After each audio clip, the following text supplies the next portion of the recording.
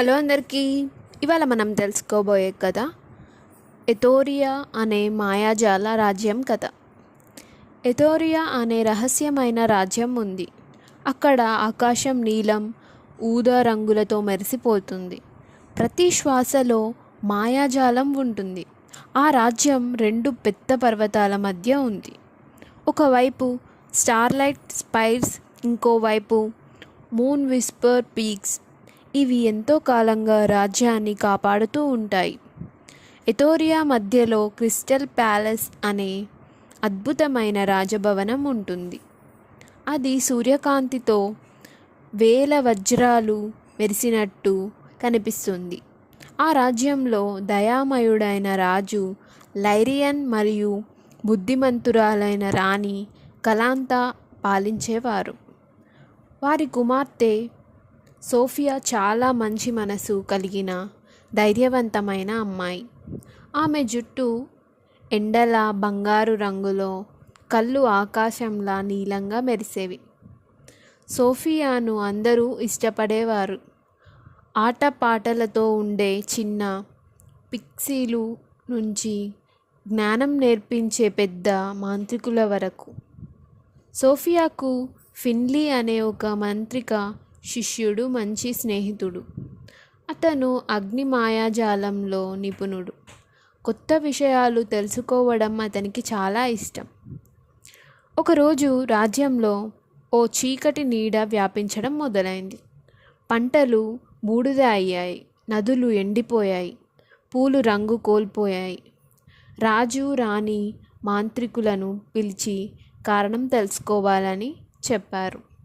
వారు తెలిసింది ఏంటంటే, భయంకరమైన మాంత్రికుడు మాలకై ఎథోరియా హృదయం అనే మాయాజాల క్రిస్టల్ దొంగలించాడు.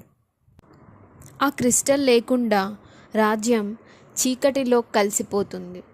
అప్పుడే రాజు రాణి సోఫియా మరియు ఫిన్లీ ఆ క్రిస్టల్ వెతికి తేమన్నారు. వారు ప్రమాదకరమైన ప్రయాణం మొదలుపెట్టారు. అడవులు, కొండలు, భయంకరమైన జంతువులను ఎదుర్కొన్నారు. వారితో పాటు గ్లిమ్మర్ అనే ఆటగాడు, లైరా అనే విలువిద్యలో నిపుణురాలు, జెఫర్ అనే గాలి చేత నివసించే ఆత్మ కూడా చేరారు. వాళ్ళంతా కలిసి చీకటి రాజ్యం అయిన షాడోల్యాండ్లోకి వెళ్ళారు. అక్కడ దొంగలు మాయలో చిక్కిన జీవులను చూశారు. అవి ముందే ఎథోరియా ప్రజలే. చీకటిలో చిక్కపోయి అలా మారిపోయారు. చివరకు మాలకై కోటకు చేరారు. మాలకై చీకటిలో పుట్టిన దుష్ట జంతువులు వాళ్ళను ఆపడానికి వచ్చారు. సోఫియా, ఫిన్లీ మరియు స్నేహితులు ధైర్యంగా పోరాడారు. మాలకైతో చివరి పోరాటం మొదలైంది. మాలకై చెప్పాడు తాను క్రిస్టల్ శక్తిని ఉపయోగించి ఎథోరియాను తనదిగా చేసుకుంటానని. కానీ సోఫియా ధైర్యంగా ఎదుర్కొంది. పోరాటం ఉగ్రంగా సాగింది. ఫిన్లీ మరియు స్నేహితులు ధైర్యంగా పోరాడిన మాలకై చాలా బలంగా కనిపించాడు. అప్పుడే సోఫియా తల్లిదండ్రులు చెప్పిన మాటలు గుర్తుకు వచ్చాయి. నిజమైన శక్తి మాయలో లేదు, మన హృదయంలో ఉంది. సోఫియా అర్థం చేసుకుంది. ఎథోరియా హృదయం అంటే కేవలం క్రిస్టల్ కాదు, అది ప్రజల ప్రేమ, ఐక్యత. ఆమె ఆ భావాన్ని ఉపయోగించి శక్తివంతమైన వెలుగును విడుదల చేసింది. ఆ వెలుగు మాలకై శక్తిని కదిలించింది. చివరగా సోఫియా, ఫిన్లీ స్నేహితులు కలిసి చివరి దెబ్బ కొట్టి మాలకైను ఓడించారు. క్రిస్టల్ మళ్ళీ ఎథోరియాలోకి వచ్చింది. చీకటి తొలగిపోయింది. రాజ్యం మళ్ళీ అందంగా మారింది. ప్రజలు సోఫియా, ఫిన్లీ స్నేహితులను హీరోలుగా గౌరవించారు. కానీ సోఫియా తెలుసుకుంది, నిజమైన మాయ శక్తి ప్రేమలో, స్నేహంలో, ధైర్యంలో ఉంటుంది.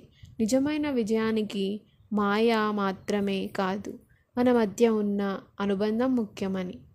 ఈ కథ యొక్క సారాంశం ఏమిటంటే, ఈ కథ మనకు ధైర్యం, స్నేహం, ఒకరికొకరు సహాయపడటం ఎంత ముఖ్యమో చెప్తుంది. చీకటి సమయంలో కూడా ప్రేమ, ఆశ ఉండాలి. మనం కలిసి ఉంటే ఎంతటి చీకటి అయినా గెలవచ్చు. మన హృదయంలో ఉండే మాయాజాలం, మన కుటుంబం, స్నేహితులతోనే నిజమైన శక్తి వస్తుంది. ఈ కథ మీకు నచ్చినట్టయితే లైక్ చేయండి, షేర్ చేయండి, సబ్స్క్రైబ్ చేయండి.